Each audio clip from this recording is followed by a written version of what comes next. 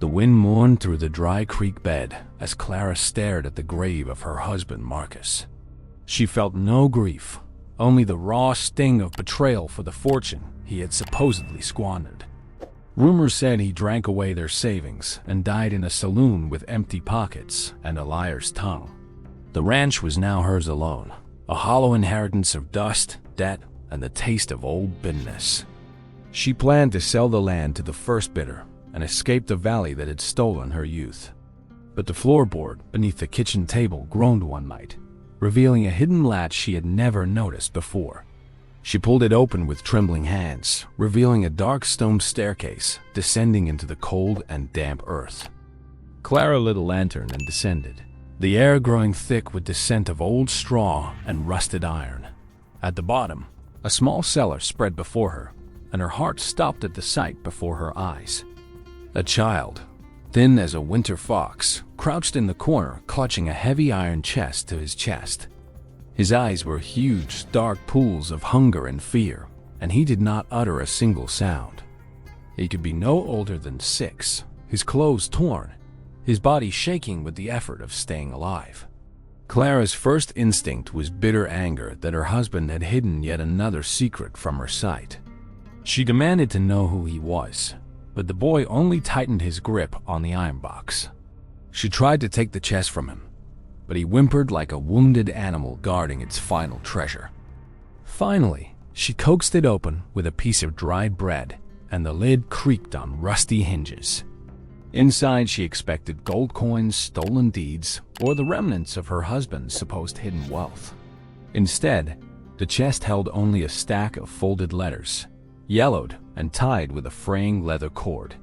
She pulled the first letter free, and her husband's handwriting spilled across the page like a ghost confession.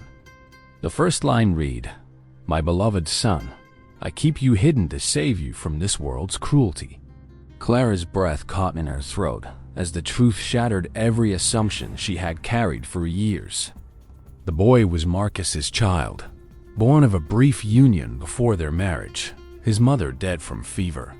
Marcus had discovered the boy in a mining camp, starving and beaten, and had rescued him in secret. But he never told Clara, fearing her family's judgment and the shame it would bring upon their name. So he built this hidden cellar, teaching the boy to read and write by the light of a candle. Every coin Clara thought he wasted on whiskey had actually bought food, medicine, and books for this child. The letters were filled with lessons, apologies, and desperate promises to one day reveal the truth to Clara. He wrote about his love for her, his guilt, and his hope that she might eventually understand. The last letter, dated the day before his death, begged the boy to remain hidden until help arrived. Clara's hands shook as the bitterness drained from her heart, replaced by a searing wave of regret. She looked at the starving child, not as a symbol of betrayal, but as a piece of Marcus. He had named the boy Samuel, and he had sacrificed his reputation to keep Samuel safe from harm. She knelt before the child, tears streaming down her face, and whispered the name his father had written. The boy's eyes flickered with recognition, and for the first time, a tiny spark of hope emerged. Clara opened her arms, and after a long, fragile pause, Samuel collapsed into her embrace without words. She carried him up the stairs into the warm kitchen and fed him broth until his strength returned. That night, she read every letter aloud, her voice breaking as Marcus's love filled the silent house. She learned that the empty chest was never meant to hold gold, but a father's enduring legacy. In the following days, she burned the false rumors about Marcus, clearing his name with the letters as proof. The townsfolk were stunned to learn of the hidden son, but Clara no longer cared for their whispers.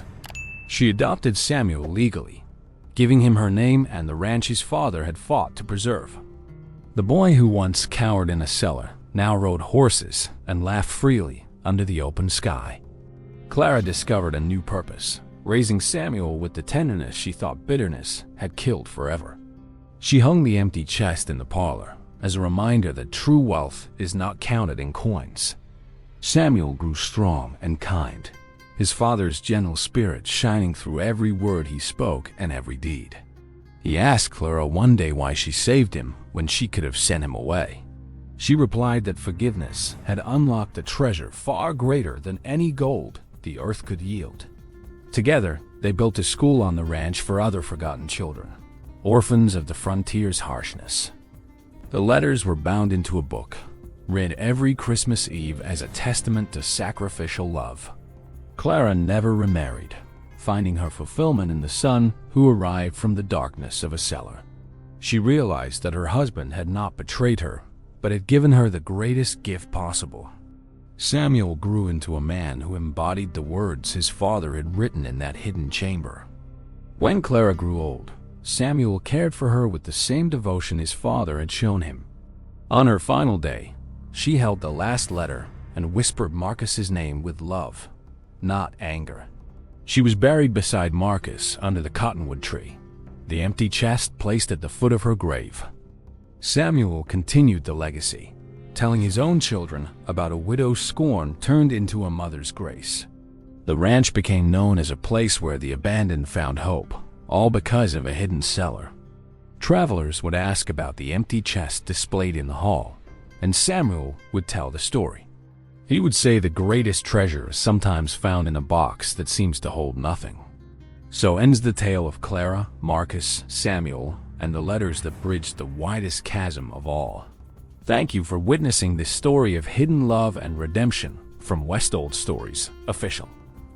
If your heart has been touched, please subscribe to West Old Stories right now and like this video.